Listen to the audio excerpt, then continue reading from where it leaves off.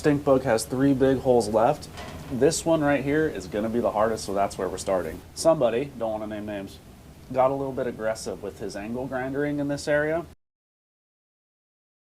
The other 2 issues aren't that bad. Obviously, we got to do something here with the trans hump. I have a panel for that. I think it's going to fit okay, but we can't put this on until we figure this out.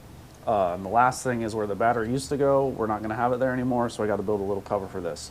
This is square. If we can't figure this out, we should probably just stop. What I'm going to do is cut a piece of cardboard and start making a rough template here. It's going to be kind of like a upside down L shape, I think. We got to cover this and come down. So I never really was an artist, but this is kind of the shape of the patch that we need to make. I'm going to try to make it in one piece, I think. I'm going to set the trans cover on and see how much of this it covers, because it might kind of take the place. Maybe we only need to come to this rib. I'm not sure, so I want to do that. A good test too to see if we're gonna have to massage this at all. Doesn't look like it. Wow, doesn't look bad at all. That's about where that's gonna end up. Sneak this in here, something like that. So I have this piece of an old patch panel that I cut that I'm going to use instead of cutting into my new fresh stuff, because this is scrap anyway. So I'm going to trace out this L shape. We'll cut it out and then we'll see how it fits up there. I don't know what these are rated for, probably 20 gauge, and this is more than that. Yeah, we need a different plan. I've got that piece made up and sanded. Now I'm going to fit it and try to put a little bit of shape into it by hand. So I'm not exactly sure what I was trying to prove, but it's way easier to make this patch in 2 pieces. So I'm going to fill this vertical gap first. That's the easy one. Come back and work on this shape instead of trying to do it as one compound curve. I'm not that good. Don't know why I even tried.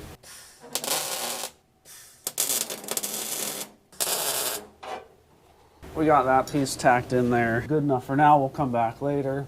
It's time to work on this upper section. What I'm going to do is take some of the width out of this, because this is a bunch. So we'll cut this, basically in half. I think I got the piece the correct enough shape so where I can fill any remaining gaps. The hardest part about this is going to be trying to hold it in there. I wonder if I can do it right now. No hood, no gloves. Here we go. Hood's going on now. I did have my eyes closed, don't worry. Oh, on fire. So we got this knocked around a bit, tacked in there. I'm gonna go ahead now and keep welding all this in, grind it down, because we want this basically finished before we start putting the trans hump in, which is the next thing. I have a new one. We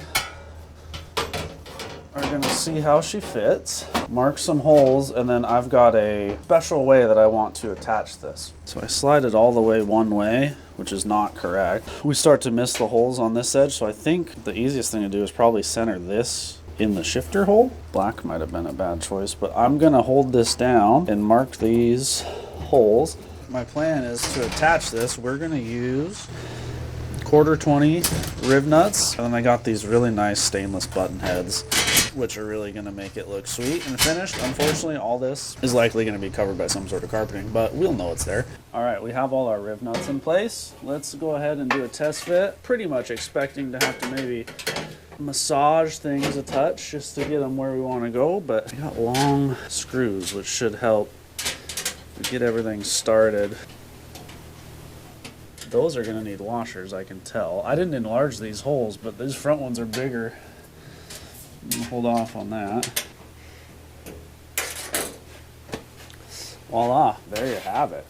Brand new trans tunnel, all the fasteners except for this middle one, because I can't drill that hole and I don't care that much. Working our way down the line here, we got one giant hole left. This one should be fairly easy. This is where the battery used to go. We're not going to do that anymore. Got to fill this hole.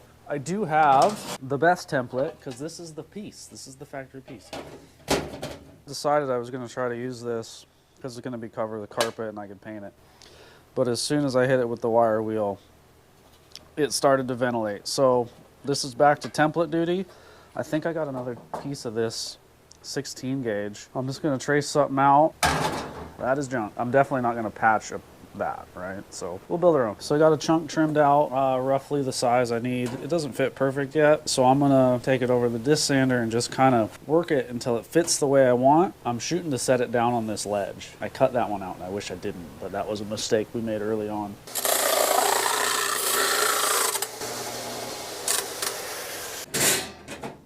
That's just about perfect. Oh, it's so perfect I can't get it out.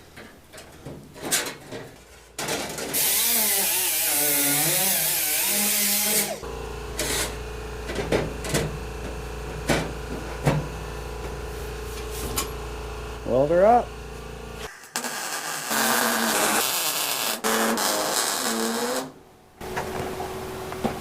Well, that's going to do it for this episode of Tiger's Garage.